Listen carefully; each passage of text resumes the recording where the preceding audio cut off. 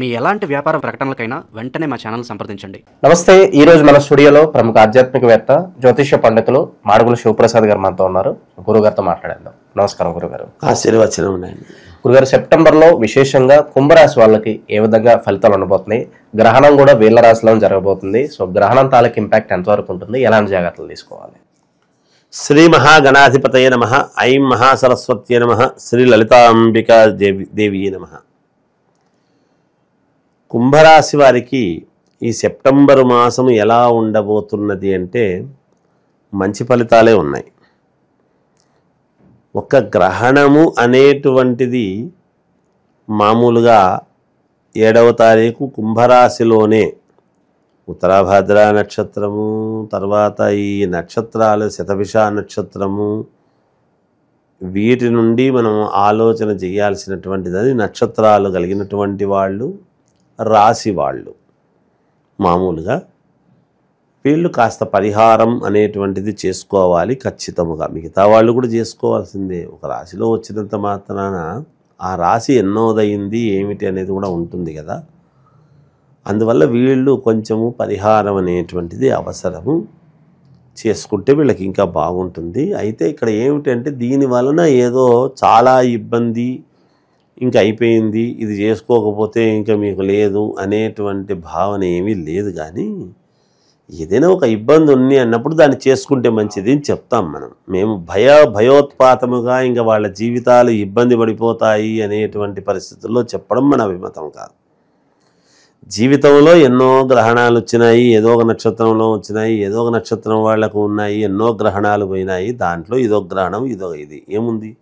నిజానికి మన మనస్సుకు కొన్ని వీళ్ళకు మిగతా గ్రహస్థితులన్నీ చాలా అనుకూలవంతముగా ఉండేటువంటి దాని వలన వీళ్ళది ఎక్కువ శాతం ఏమిటంటే వాళ్ళ పనులు వాళ్ళు ఏమీ మాట్లాడకుండా చేసుకుంటూ పోవడం అనేది మొట్టమొదట.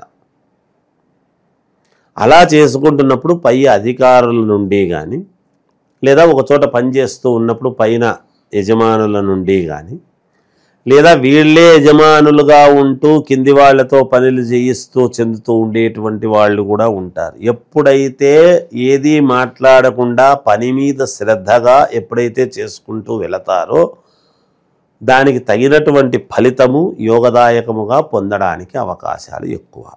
ఉద్యోగములో ఏదైనా ఉన్నతమైనటువంటి స్థితి కలగటము, మంచి చోటికి ట్రాన్స్ఫర్లు కావటము, ఇట్లాంటివి ఏమైనా జరుగుతాయి కాక ఏమైనా జరగవచ్చు, ఏమైనా జరగవచ్చు. ఆకస్మిక ధనలాభం రావటము, అనూహ్యముగా కలిసి వచ్చేటువంటి అంశం ఏదైనా కావచ్చు కాక వీళ్లకు యోగమే ఉంటుంది. గ్రహణం వలన ఇబ్బంది కంటే యోగం ఎక్కువ ఉంటుంది వీళ్లకు.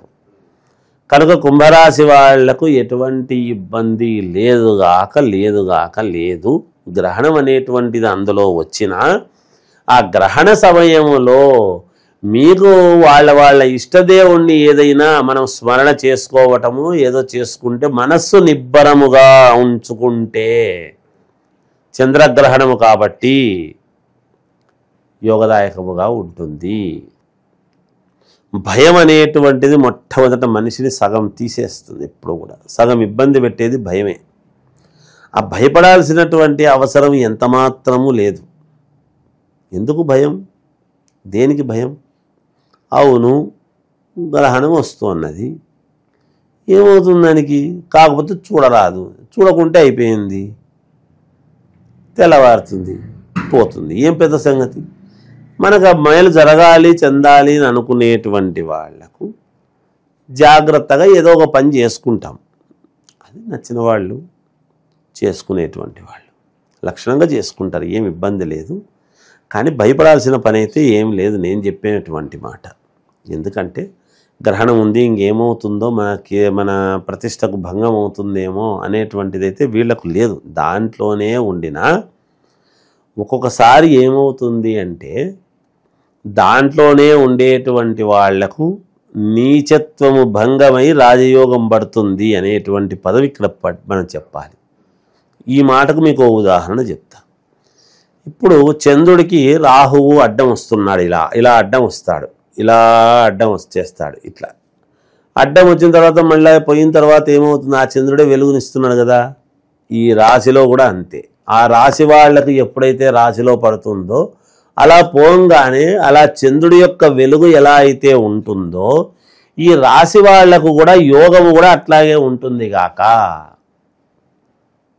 యోగించేటువంటిది కూడా అదే. ఒక్కోసారి లగ్న రాహువు అనేటువంటిది ఉంటే ఏమవుతుంది అంటే చాలా పతాక స్థాయికి తీసుకుపోతాడు రాహువు. తీసుకపోతే పాతాళలోకాన్ని తీస్తాడు. ఇప్పుడు అమావాస్య రోజు పుట్టినవాడు రాజైనా అవుతాడు, దొంగ అయినా అవుతాడు అనేటువంటిది ఒక నానుడి. రెండూ కాకోకుండా మధ్యస్థంగా వ్యాపారస్తులు వ్యాపారాలు చేసుకుంటూ అద్భుతంగా యోగించేటువంటి వాళ్ళు, కష్టం చేసుకొని యోగించి డబ్బు సంపాదించుకొని ఇళ్ళు కట్టుకొని చేసుకున్న వాళ్ళు ఉన్నారు. ఈ రెండే ఉంటాయి. రెండంటే అంటే ఏమిటంటే బుద్ధి. అక్కడ మనం తీసుకోవాల్సింది ఏమిటంటే బుద్ధి. రాచరికపు బుద్ధన్నా ఉంటుంది, ఏదో ఒకటి దొంగిలించేటువంటి బుద్ధన్నా ఉంటుంది. వాడు ఎవరింటికి అన్నా పోతే ఏదో చాక్లెట్తో పిల్లల కోసం పెడితే వీడు తింటాడు, అది తస్కరణ బుద్ధి. అలాంటి చిన్న చిన్న చిలిపి వ్యవహారాలు ఉంటాయి కానీ అదే పనిగా ఎక్కడికో పోతే దొంగతనం చేస్తారని కాదు దాని అర్థం. అందుకే తీసుకునే విధానంలో తేడా ఉంటుంది ఎప్పుడు కూడా. కుంభరాశి వాళ్లకు చాలా యోగవంతముగా ఉన్నది, అద్భుతముగా ఉన్నది. ఇంకా ఇది ఈ దీంట్లో చంద్రగ్రహణము పట్టిపోయిన దాని వలన వీళ్ళు వాహనాలు కొనుక్కోవడము, ఇళ్ళు కొనుక్కోవటము, నగలు కొనుక్కోవటము, శుభకార్యాలకు సంబంధించినటువంటి నిర్ణయాలు తీసుకోవటము, ఒక వెలుగు వెలగటము, సింపుల్ రెమెడీ. వీళ్ళకి పెద్దగా వేరే రెమెడీ కూడా అవసరం లేదు నిజానికి. దాన ధర్మాలు అనేటువంటివి చేసుకోవచ్చు, పెద్ద ఇబ్బంది ఏమి లేదు, వాళ్ళ సౌకర్యాన్ని బట్టి చేయొచ్చు అంతే. కుంభరాశి వాళ్లకు ఇంకా ఏదైనా మనకు మేలు జరగాలి, ఇంకా మాకు అనుకూలించాలి అంటే నేను ఇప్పటికే చెప్తున్నా అనుకూలిస్తుంది, యోగదాయకముగా ఉంటుంది అని. కాకపోతే ఎవరు ఏ లగ్నములో పుట్టారు అనేటువంటిది మాత్రం ముఖ్యంగా చూసుకోవాలి. మరి గురువుగారు మీరేమో అద్భుతంగా కలిసి వస్తుంది అన్నారు, నాకేం రాలేదంటే నువ్వు ఏ లగ్నంలో పుట్టావో. ఒకవేళ కుంభలగ్నములోనే పుట్టి కుంభరాశి అయింది అనుకోండి, ఇంకా వాళ్ళకు తిరిగే లేదు, రామబాణం లాగా వాళ్ళ జీవితం ముందుకు పోయినట్టే. కర్కాటక లగ్నంలో పుట్టి కుంభరాశి అయిందనుకో, వాళ్ళది కూడా యోగవంతంగానే ఉన్న అష్టమరాహువే అయినా కూడా ఇదైనా కూడా వాళ్ళకు యోగవంతంగానే ఉంటుందని చెప్పవచ్చు. మరి ఇబ్బందులు ఉన్నాయన్నారు కదా, చేసినారు కదా అంటే రాశి అక్కడ అయింది కాబట్టి, చంద్రుడు కర్కాటక లగ్నాధిపతి చంద్రుడు కాబట్టి, చంద్రుడే అక్కడ వచ్చి పోతున్నాడు కాబట్టి ఇది రాశి అదే అయింది కదా. అందువల్ల అందుకే లగ్నం ఏ లగ్నంలో పుట్టారు అనేటువంటిది చాలా ప్రాధాన్యతతో చూసుకోవాల్సిన అవసరం. ఒక్కోసారి ఆ చెడు జరుగుతుంది అన్నది కూడా మంచికే దారితీస్తుంది. అందుకే ఏ లగ్నంలో పుట్టారని చూసుకునేసి మిగతా పరిహారాలు ఏమిటి అంటే మీకు నచ్చినటువంటి దేవుణ్ణి, మీ ఇంటి దేవుడు, ముఖ్యంగా ఎవరి ఇంటి దేవుణ్ణి వాళ్ళు తలుచుకొని ప్రశాంతముగా ఉండండి.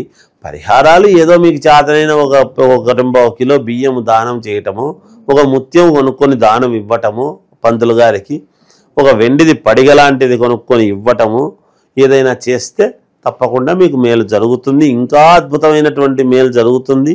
ఒకవేళ ఇవ్వకపోయినా మేలు జరగదని మిమ్మల్ని భయపడించాల్సినటువంటి అవసరం అయితే నాకు మాత్రం ఏమాత్రం అనిపించడం లేదని నేను చెప్పగలుగుతా వ్యక్తిగతంగా. ఇంకొకరి సంగతి నేను మాట్లాడకూడదు, కానీ నా వరకు నేను చెప్పగలుగుతాను. కాబట్టి మీకు చాలా విజయపథంలో ఉంటుంది. మీ రాశిలోనే, మీ దీంట్లోనే గ్రహణం వచ్చినా మీరు ధైర్యంగా ఉండండి, ఏమీ అవదు, ఏమీ ఇబ్బందులు కావు అనేది నేను పంచముఖ ఆంజనేయ స్వామి ఉపాసకుడిగా తెలియజేస్తూ జయోస్తు.